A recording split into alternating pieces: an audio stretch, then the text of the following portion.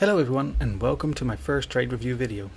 In this video I will go over my trades using the crypto base scanner algorithm and a bot. This bot is fully automatic and I will show you how I deal with the trades that the bot entered. Now let me start by saying that the information that I give cannot be considered trading advice, and these are 100% my personal trades.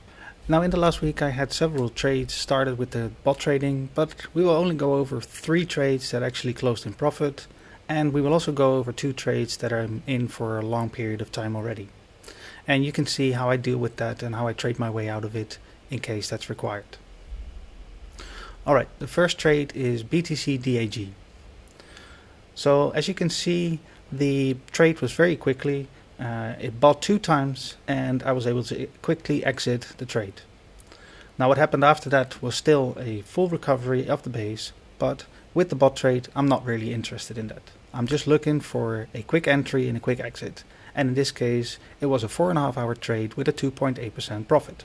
The next trade that we will look at is BTC VRA. Now this was a really fast trade. It only took about 30 minutes and these trades are like almost impossible to catch manually, and that's what I love about this trading bot. It does most of the work for me and it even trades when I'm asleep. So I'm pretty okay with the bot just doing its thing, and I'll look in the morning when I wake up and see what the bot did, what trade it entered, and if there's any manual intervention necessary. And in this case, surely there wasn't, and it was a quick profit of 2.4% in 30 minutes. Trades like these are very often, and especially in a little bit of the volatile periods. And sometimes you could have like 3 or 4 trades like this in a matter of hours. The next trade that we will look at is BTC AIGX. This trade took a little bit longer, a couple days. With these longer trades you also see that usually the position size is a little bit higher, so in this case it's actually the equivalent of 2 trades. And in this case it was a 1.97% profit. And again, this was a fully automatic trade. I didn't have anything to do with this. It just entered and exited the way that it should. Now the next one that we will look at is BTC Atom. BTC Atom is a trade that has taken a lot longer at the moment, and that's mainly due to a weaker base.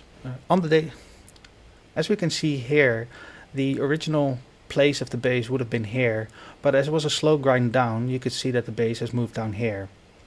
You could argue that this base is a little bit better, but the algorithm does try to make sure that there's significant space between the 2 bases. And in this case there was significant space, and the algorithm decided that this was a base of its own. So when the price actually fell through the base with a decent crack, we were able to buy 2 times. And after that the price did recover, but it just missed my sell right here. These things happen, and normally we just wait and see what happens. So normally you could see that the price will go down and then up and completely respect the base. And in this case it didn't happen. So it actually touched the previous support. So my bot bought again at this level, hoping for a reversal of the support line. But in this case that didn't happen, and the price kept going down further. Now I still have 1 sell waiting here, and that's it. I currently haven't manually intervened with this one yet, because at the moment it's still trading around the same levels where I bought, so I can still expect a quick return in the next couple of days. There's a different story for BTC as in TVT. This trade has taken a long time, and that's mainly because it came from a base that was formed after a significant increase in price. Now the panic was real, and it did buy 3 times quickly, and usually these pullback trades are great and work out fine like any other normal trade. However, in this case, BTC was also throwing in a price increase, so that's why this base had a hard time to recover. Now let's zoom in a bit, and as you can see I was able to buy here again and quickly sell some profit to make sure that I have some funds back to buy again, which I did here. But the price kept grinding down as Bitcoin kept moving up, and I was looking for the next support level. So at this point I'm already manually taken over, but still there to make sure that the sell exits are hit, but my buys are now all manual. So I looked for previous support and I actually found it based off here, and I bought here and then quickly sold some to recover the funds. Now I tried to buy back here, but because the previous support is here, it actually missed my buys here. And I could have tried it again, but you know, sometimes with manual trading you don't have enough time to keep a lot of track of these things. when I'm just busy building Altrady. And in this case, I just waited for the next sell levels. Now, as you can see, the break-even price is here, but before these two sells, my break-even price was higher. We can actually see that if we set the break-even price ending here. So you can see that at this point in time, my break-even price was here. Now I was able to buy back here, and as you can see, that would significantly lower my break-even price. Now I was able to buy back here, and as you can see, that significantly lowers your break-even price. So I sold below my break-even price, and I had a few sales left here. As the price went down, I was able to buy back here, and I normally buy back on the trend line in the upward movement. That's why this buy is a little bit higher than this buy. Now, as Bitcoin also decided to make a move again, the price kept going further down, and I was looking for that next support level again, which was here, and I was able to buy it here.